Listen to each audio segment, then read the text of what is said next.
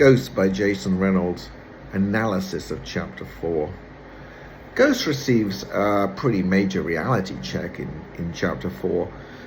It's a long chapter, but we do learn a lot more about Ghost and about some of the other runners on the team. We also find out a little bit more about Coach as well.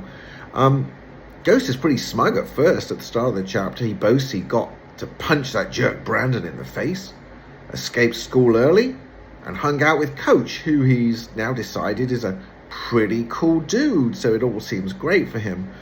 They spar about who is the best basketball player. Ghost insists it's LeBron James, while Coach favors Michael Jordan. It's all fairly relaxed until Ghost mentions Usain Bolt, the Jamaican sprinter who held the world record for the 100 meters when Jason Reynolds wrote Ghost, 9.85 seconds.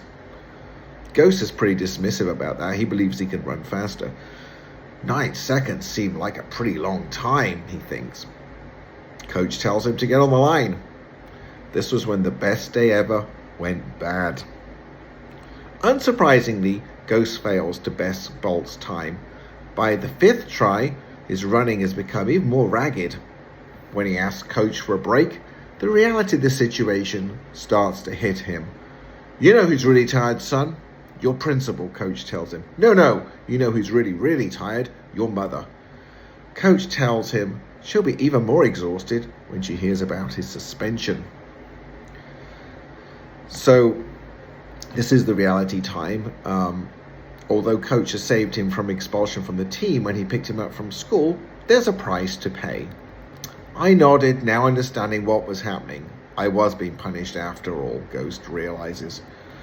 Although he frames his treatment as punishment, it's obvious to the reader that Coach is attempting to change Ghost's behavior and make him realize that every negative act has a consequence. He's also giving him a reality check. "Now, Mr. Better Than Bolt, get back on the line," he tells Ghost. The other runners show up for practice, and Ghost's day goes from bad to worse when he has to run again. This time, Ghost is toasted, roasted, and dusted. A day earlier, he'd been great. Lou doesn't hold back, demanding to know why he was even there. "Yesterday you were big and bad, and today you just bad," he tells him. Lou also appears to show some resentment that Ghost is on the team at all. We all had to try out to prove we belong here, and you just walk on our track like you're one of us," he tells him. Ghost throws out the name Usain Bolt in a slightly desperate attempt to show he knows about sprinting. Although he's getting increasingly irritated by Lou, he admits Lou's gear is the sweetest I'd ever seen, especially his bright green shoes. This appears to foreshadow Ghost's cutting of his own shoes and later stealing shoes from a store. Lou, of course, does not know about Ghost's father, and his reference to Ghost being in his daddy's gear pretending to be something you're not sets Ghost off. He can feel the altercationness, a word we read a lot of times in the last chapter, creeping back, and the black was turning red again, just like it did before the fight with Brandon Simmons. Clearly, references to Ghost's father are an anger trigger, and he appears ready for a fight that would surely expel him from the team for good before he's even restarted. Fortunately, 2 other runners, Mickey and Aaron, defuse the situation, and Coach orders them back on their marks to run again.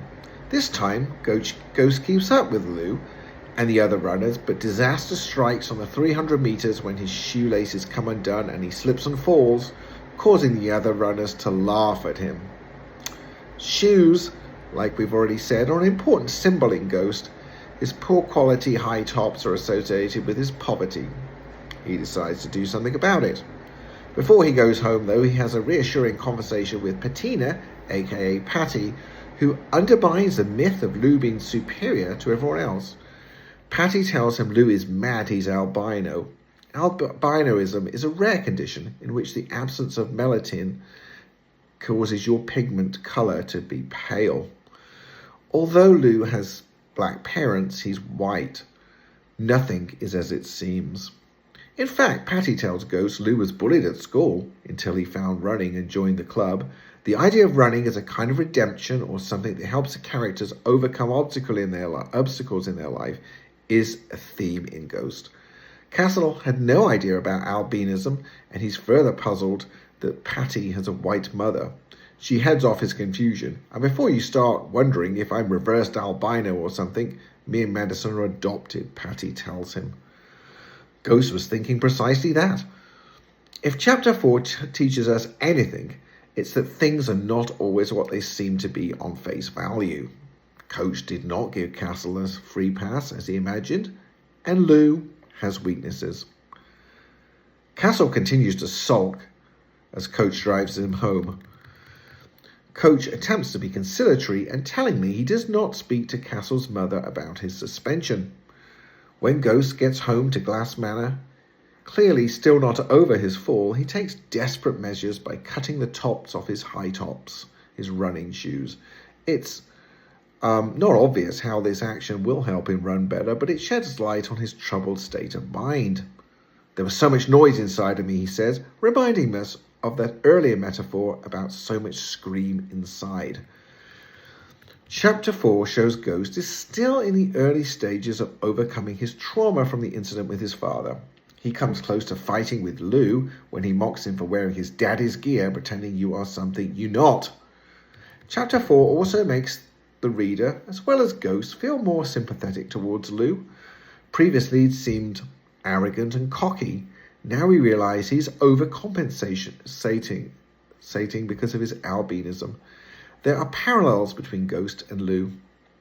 Lou used running to overcome his trauma of being bullied, while Ghost's participation on the team will eventually help him overcome the trauma of his father shooting at him. Ghost's ragged shoes represent his past. Cutting them is a desperate quick fix to escape the trauma of that past. However, as we find out in the next chapter, there are no shortcuts to healing. We learn more about Coach from Chapter 4 as well. He may have saved Ghost from admitting another altercation to his mother, but he's not going to give him a free ride. Coach hits Ghost with a grueling workout on the track and gives him a big reality check by reminding him of the effect of his actions on his principal and his mother.